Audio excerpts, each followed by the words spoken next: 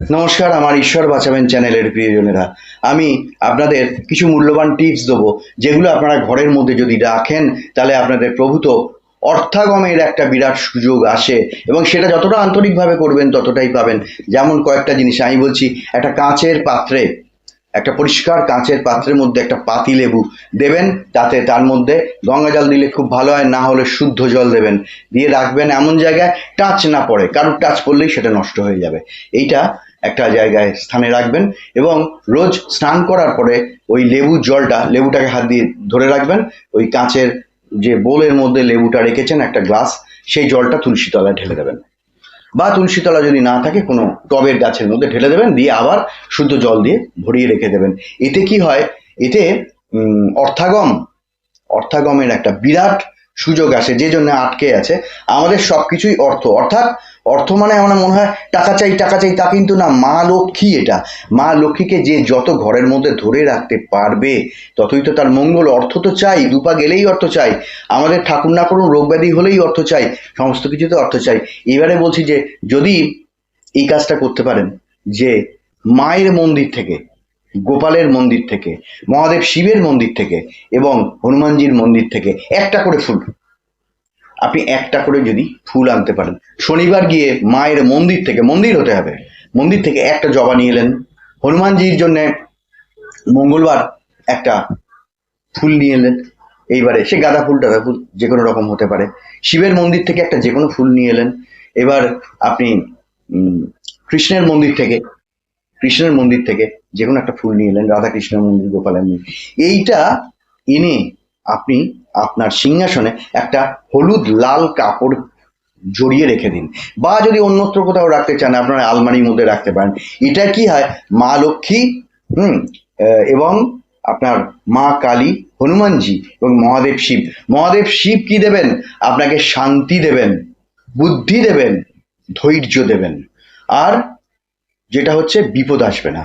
মা কালী কি করবেন, আপনাকে সর্বতোভাবে রক্ষা করবেন, জ্বর জারি রোগ ব্যাধি এগুলো হবে না। আর আর একটা কি হবে, হনুমানজি আপনার বিপদটাকে আটকে দেবেন। আর এই যে নিয়ে এলেন চারটে, আপনি গোপাল বা কৃষ্ণের মন্দির থেকেও আনলেন, তো এতে হবে কি, এতে আপনার অর্থ সমৃদ্ধিটা হবে। কারণ শ্রীকৃষ্ণ কিন্তু নিঃস্ব হয়ে কিছু করেননি। শ্রীকৃষ্ণ দেখিয়ে দিয়ে গেছেন, দেখো এই দ্বারকার রাজপ্রাসাদে তিনি কিন্তু রাজা, এবং ঐশ্বর্য দেখিয়ে দিয়ে গেছেন। তোমাদের কি করতে হবে, গৃহ কাজও করতে হবে। হ্যাঁ, আমাদের গৃহ কাজও করতে হবে এবং এগুলো করতে হবে। এই গেল একটা, এই দুটো। আর আরেকটা কাজ যেটা করবেন সেটা হচ্ছে টয়লেট থেকে আমাদের অনেক নেগেটিভ হয়ে আসে, এবং প্রবেশ দ্বার স্বস্তিক চিহ্ন কিনতে পাওয়া যায়। হ্যাঁ, ওই স্টিকার দিয়ে আপনার ডোরের দুদিকে, যদি সিঙ্গেল পাল্লা হয়, মেইন ডোর এন্ট্রান্স এক্সিট আপনার বাড়ি বা ফ্ল্যাটের, তাহলে বাইরের দিকে এই পাল্লা এই খুললেন ভেতর দিক, এটা হলো বন্ধ করে দিলেন, এটা বাইরের দিকে দুটো স্বস্তিক চিহ্ন দেবেন, এই দুটো দেবেন। আর গণেশ লক্ষ্মী রাখতে পারেন, কিন্তু স্বস্তিক চিহ্নতে খুব তাড়াতাড়ি আপনার ফল দেবে। কারণ মা গণেশ এবং মা লক্ষ্মীকে আমরা রাখলে সেটা হয় কি, সেটা অনেক প্রায়শই হয় কি, কোনো আমাদের হাত বেরোনোর সময় লেগে গেল, এইটা হয়। আর যখন আপনি বাড়ির বাইরে যাবেন তখন কিন্তু বাম পাটা ফেলে যাবেন। দিনের শুরুতে আপনি যখন বিছানা থেকে নামবেন তখন বাঁ পা ফেলে নামবেন। কেন? বাঁ পাটা হচ্ছে লক্ষ্মীর পা, বাঁ পাটা হচ্ছে রাধারানীর পা। যিনি রাধারানী তিনিই লক্ষ্মী। সেই জন্যে সেই রাধারানী এবং লক্ষ্মী, যে যারই ভক্ত হন না কেন, লক্ষ্মীর পা। এবং আপনি সবচেয়ে ভালো হয়, আশ্চর্য কথা যেটা শুনবেন, আপনি যখন আপনার আলমারিতে আপনার ক্যাশটা রাখবেন, আপনার গয়নাটা রাখবেন, তখন বাম হাতে রাখবেন। ওটা হচ্ছে লক্ষ্মীর হাত। কি হয়, এতে অর্থ সমৃদ্ধি হয়, অর্থ আপনার বাড়বে এবং অলংকারও বাড়বে।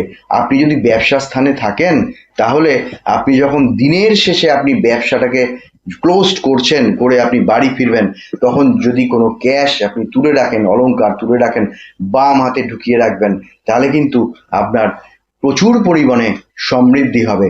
আর একটা কথা বলে দিচ্ছি, যেটা হচ্ছে যে রোজ সন্ধেবেলা এবং প্রভাতে অবশ্যই মেইন দরজার চৌকাঠে যেটা জল ছিটিয়ে ওই ধূপকাঠি আর মোমবাতি এটা কিন্তু দেখাবেন। এটা মাস্ট, এটা দেখাবেন সন্ধেবেলা। আর সকালবেলা উঠে জল লেপন করবেন। আর একটা যেটা বললাম, বাথরুমে একটা কর্পূর, একটুখানি দারচিনি, আর একটু লবঙ্গ, আর একটু ফিটকিরি। দারচিনি, লবঙ্গ, কর্পূর, ফিটকিরি একটা কাঁচের পাত্রে এমন ভাবে রাখবেন, কাউকে জানিয়ে রাখবেন না।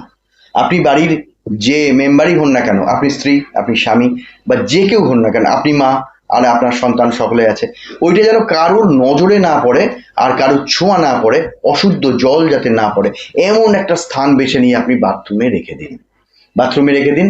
তাহলে হবে কি, যে যত খারাপ জিনিস বাথরুম থেকে আসে, রান্নাঘরে ওই ছোটোখাটো খাদ্য পড়ে থাকলে ওগুলোকে রিমুভ করে দেবেন একদম, ওগুলো রাখবেন না। ওভেনটাকে মুছে পরিষ্কার করে দেবেন, ওভেনের তলাটাও পরিষ্কার করবেন। এটা কিন্তু রোজকার রাত্রিবেলা কাজ।